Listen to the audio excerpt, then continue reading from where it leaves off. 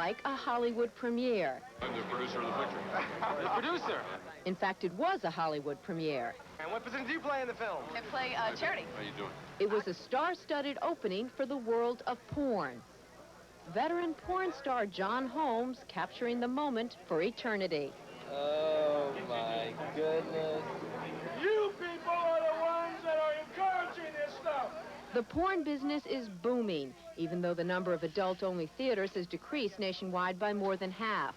Talk to the stars, and they'll tell you they have so much work, they're exhausted. So where's the boom? The boom is in homes across America.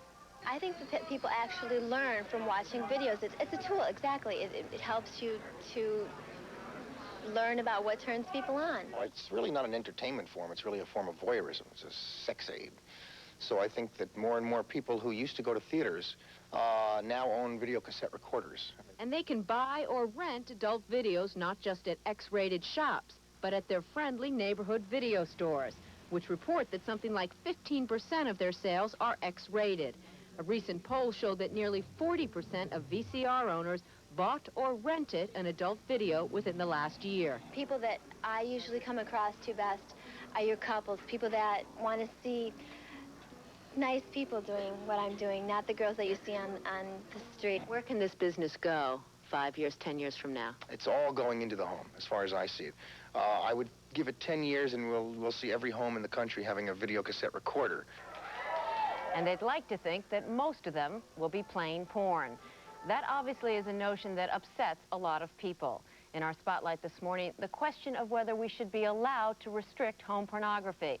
With us now to talk about that, Professor Jean Bethke-Elshtain of the University of Massachusetts, Bert Newborn, National Legal Director of the American Civil Liberties Union, and Diane Galuski, President of the Western New York chapter of Morality in Media, part of a national anti-pornography group.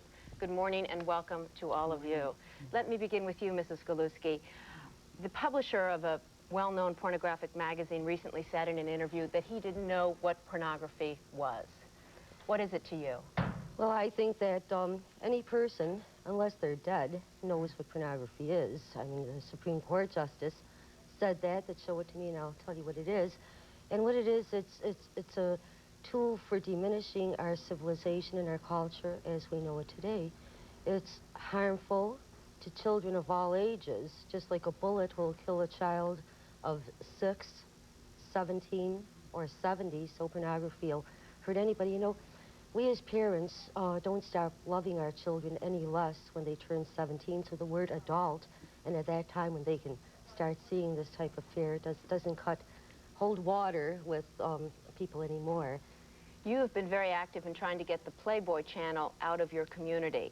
How have you been active doing that, and why do you feel so strongly about it? Well, I feel strongly about it because I feel that it hurts everyone, you know. It just lessens the capabilities of people acting and functioning as individuals and as human beings. We have to take compassion and pity the stars of the Playboy channel and know that there are victims on both sides of the set. Now, how we managed in the Western New York area is to simply coordinate individual concerns. Every person out there does have a sense of guilt when they look at something like this because it's not natural, it's not human, it's not healthy. But to coordinate this is, you know, through petitions and letter writing campaigns and... Grassroots effort. Yes, grassroots. Let me go to you, Professor Elshtain. Yes. Do you believe this is the right way to deal with this billion-dollar industry? Well, I share many of Diane's concerns, especially the concern with children, the moral development of the child. Once you introduce pornographic material into the home, children, whether wittingly or not, are going to be seeing some of it. I don't, by the way, think pornography is quite so readily and easily defined as she does. But I would approach it a somewhat different way. I would approach it as a business. It is a business. It's a big business. The estimation is that the pornography business overall is about a $7 billion a year business.